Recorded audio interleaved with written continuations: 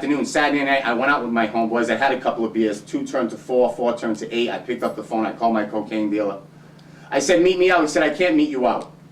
You have a game on national TV tomorrow. I said, I'm not worried about that game, man. Just meet me out. That night, I did my first line of cocaine at midnight. I did my last line of cocaine at 1:15 the next afternoon. I sat in a parking lot and watched 15,000 people walk into this arena to watch me play on national TV. I sat in a parking lot with 2 girls drinking Budweisers and doing lines of cocaine in the car. 45 minutes before my game started on national TV, I got out of the car, I walked into the arena, I got dressed, I warmed up, played that game. We finished that game. My athletic director walked in the locker room and said, congratulations, Chris. Great game, but go take a drug test. I looked at that man, my heart sank. I said, sir, I'm gonna fail it. He said, I figured that. Tonight, there's going to be consequences. Tonight, you're going to stand at a podium like this.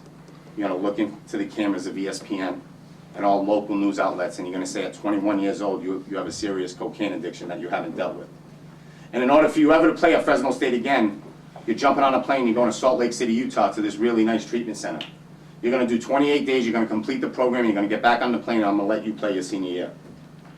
So I looked in the cameras, my mom and dad and my grandfather were in the back of the room. I watched them cry as I told them I was a cocaine addict. After that press conference, I jumped on a plane, I flew. I flew to Salt Lake City, Utah, and I did the 28-day program, and every night I called my parents crying. Every night at 21 years old, I called my mom saying, Mom, please get me out of this place, these people are crazy. The stuff they're talking about would never happen to me.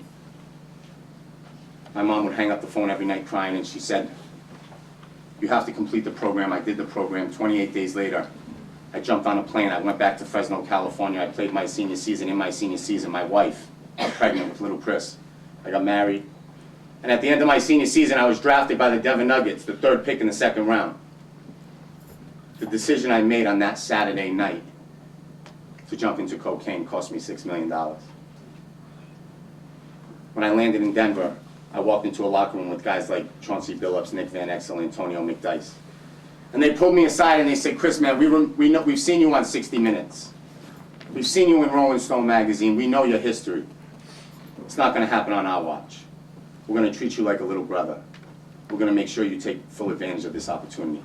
There'll be no drinking, there'll be no smoking, there'll be no leaving the hotel unless you're supervised with one of us. And with those guys around me, those type of leaders, those type of teammates, those type of friends, once again, I flourished. I had the best season as a pro. And when that season ended, it ended on such a high note. I moved back to Fall River, Massachusetts, where I grew up, and I bought a big house, a couple of cars. And at 22 years old, I was celebrating the fact that I bought my own home. So I celebrated by having a cookout, and I invited all my high school friends. And all my high school friends came over, and one kid I grew up with tapped me on my shoulder, and he said, Chris, come on, man, let's take a walk. I said, where do you want to walk? He said, let's just go in front of my house. I got to get something out of my car. I went around the front of the house, I followed him, he went into his car, he came back out. He reached in his pocket, he pulled out this little Ziploc bag. This little Ziploc bag had a bunch of these little yellow pills in it. He said, see these pills, Chris? These are called Oxycontin, they're 40 milligrams. They're like taking 5 perks in one whack. They're 20 bucks, you want one? I looked at him, I reached in my pocket, I grabbed 20 bucks, I handed him the 20 bucks, I put out the palm of my hand, he dropped this little yellow pill right in the palm of my hand. I said, come on, man, what's this pill going to do to me? I threw it in my mouth, I went back to the cookout. I had no idea that that decision was going to change my life forever. I had no idea that that 40 milligram pill was going to turn to 1,600 milligrams a day. I had no idea that that $20 was going to turn to $25,000 a month drug habit. I had no idea that when it was time to go back to my 2nd season in the NBA, I was going to go back a full-blown junkie in 4 months. I was so sick that I checked myself into a hotel room in Denver 5 days before training camp started. I locked myself in that hotel room, and every night I cried, I threw up, I sweat, I was freezing cold, my legs were kicking. And I said to myself, what's happening to me? And on day 5 of this detox before training camp started, I got a phone call, and it was Rick Pitino. Rick Pitino said, congratulations, I just made you the newest member of the Boston Celtics. He said 5 people in the history of the NBA, 5 people in the history of the Boston Celtics can say they put on a Celtics jersey from New England. It's quite an honor, Chris. The media's excited. Come on home. I jumped in a limousine at Logan Airport, but the first person I called was not my mom, was not my dad, wasn't my wife. I called my dope dealer and I said, my man, listen, I've been kicking dope for 5 straight days. I have a press conference at TD Bank North Garden in the morning. please be in the parking lot waiting for me. I pulled in a limousine, the media were outside my car taking pictures, and I looked right over the media and I saw his car parked in the parking lot. I walked into this press conference, I held my jersey, I did my photo op. I said, what a proud day, I've worked my whole day for this life. I pretended I was a Boston Celtic since I was 4 years old. I dropped the jersey, I jumped in his car, I got my 800 milligrams, and I started this nightmare up again. Halfway through the season, I was going up for layup in Shaquille O'Neal. Shaquille O'Neal blocked my shot, but when he blocked my shot, he pulled my arm back and tore my rotator cuff. I went in for surgery that next night. My season with the Celtics was finished. I came back with 10 games. I finished those 10 games. And when I finished those 10 games, me and the Celtics parted ways, but the Dallas Mavericks called, and the Dallas Mavericks said, we want to sign you to a Summer League contract. I flew down to Dallas. I signed the Summer League contract. I played with them in the NBA Summer League. In the NBA Summer League, you play 7 games. After my 5th game, I was leading the league in scoring and assists. My agent that night met with the Philadelphia 76ers and the Utah Jazz in the Four Seasons Hotel in Boston. They said, we're going to pay him $2.5 million a year for 3 years, $8 million bucks. When I walked out of that meeting, my agent said to me, I'm so proud of you, Chris. Just finish these next 2 games and you're a millionaire, brother. That morning, I woke up for game 6. I packed my Dallas Mavericks uniform. I got it in my bag. I was walking out of my hotel room, going into the lobby to board the bus. As I was getting ready to board the bus, my phone rang. When I answered my phone, it was the kid with the yellow pills brother. And he said, Chris, you need to make other arrangements today. My brother got locked up last night. So I hung up the phone, and I said, $8 million or 800 milligrams. I was boarding the bus, and at the last second, I turned around. I walked back into the Four Seasons Hotel. I grabbed Rolando Blackman's hand, who was coaching me at the time, and I said, sir, thank you for the opportunity. I just can't do it anymore. I quit.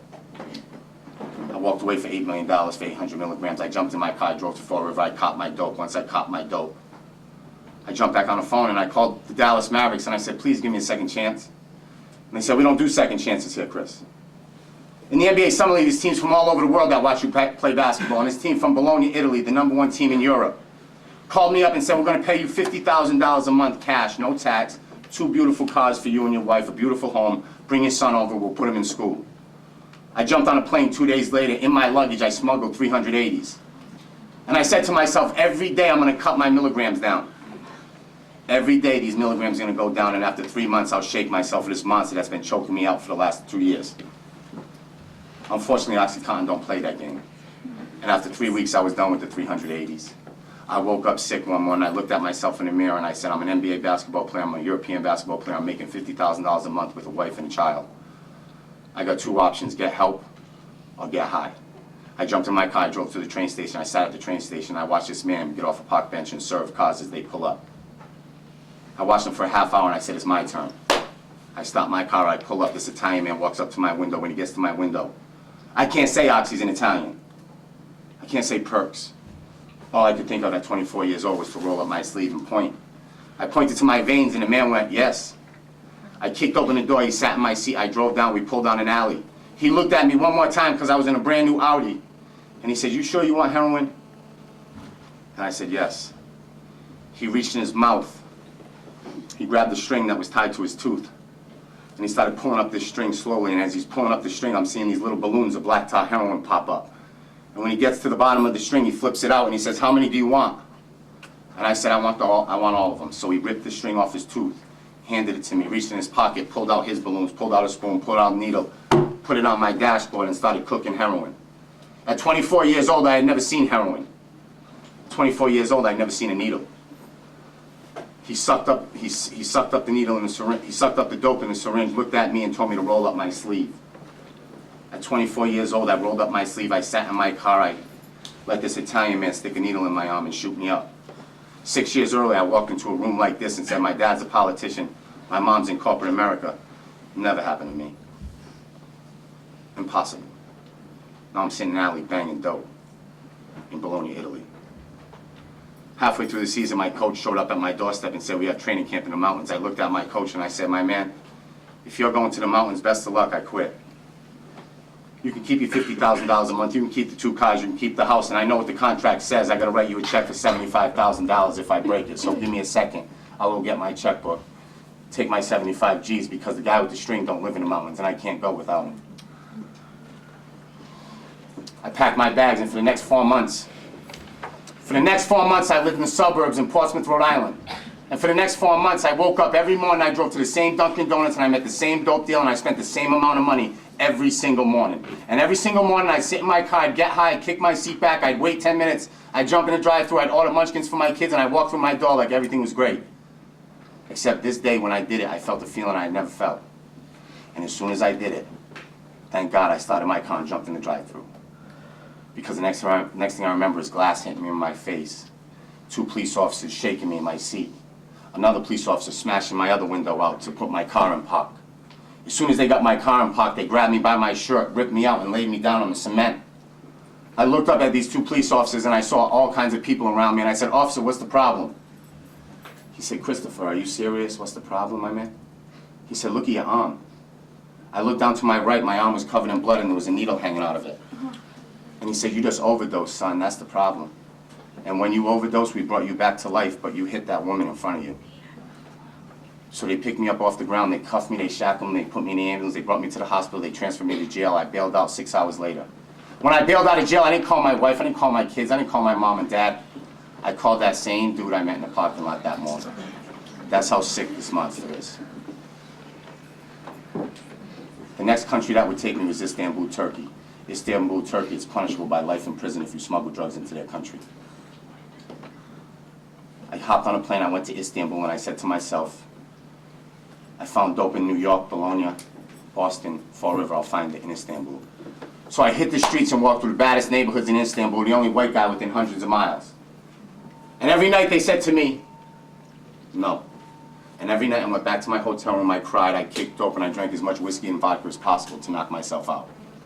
And I woke up the next morning, did the same thing over, and after 2.5 weeks of doing this, I jumped on the jack and I called my homeboy and I said, "I just wired you $5,000, FedEx me $5,000 worth of oxys." On the other line, my friend said, "I can't do that to you, Chris, I can't put your name on that package." I said, "You don't have a choice, you have my money, get it done." I hung up the phone, he called me back 2 hours later and he said, "Your package will be there in 7 days." On day 7, I'm in my yard playing with my 2 children, waiting for my package to come. The package never came. My team called me and said, "We just got a call from FedEx, there's a package waiting for you at the downtown office." I looked at my 2 children, I said, "My man, I can't claim this package. If I claim this package, I'm going to jail for the rest of my life." But I had this monster in my ear saying, "Go get your dope, dog. Go get it." So I looked at my 2 kids, I kissed them, I jumped in my car, I drove to downtown Istanbul FedEx, and when I walked into downtown Istanbul FedEx, there was a man with a gun to my right and a man with a gun to my left. They pointed me over to the counter, and this woman walked out with my package she put it on the table. When I saw my package was wrapped in yellow tape, I saw that someone had gotten into it. So as soon as I saw that, I turned around and I started walking out. When I was walking out and I got to the door, the man with the gun stepped in front of me, laid it on my chest, and he said, "Go get your package." I turned around, I picked up my package, I grabbed my package. When I picked up my package, I tightened up because I was ready to be tackled. Nobody touched me, I turned around, I walked out, I went right in between the 2 guys with the guns, I jumped in my car, pulled down the street, pulled my car over, started ripping through the package. The plan was to put it in the Boston Herald sports page so nobody could feel the oxys. When I got to the sports page, I saw the circles. I saw where the tape had been peeled and there was an envelope. In the envelope, when I opened the envelope, it said, "Dear Mr. Herron, when I was a kid, my dad dragged me all over New England to watch you play basketball. I used to have pictures of you up in my room. I work at Logan Airport. This package was put on my desk, suspected of drug smuggling.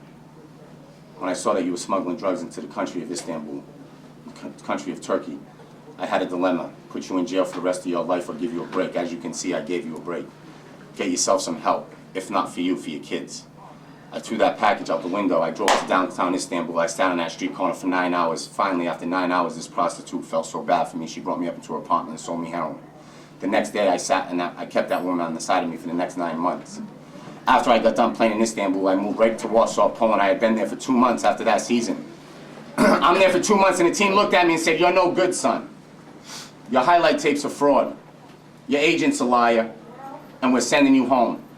And I said, "You can send me home. All you got to do is pay me my money. I've been here 2 months." And they laughed, and they said, "The only thing we're paying you is a flight." I said, "I have 2 kids, man. You can't do me like that." He said, "The only thing you're getting is a flight." So I said, "Well, do me a favor. Fly me into Fresno, not into Boston. I'm not ready to face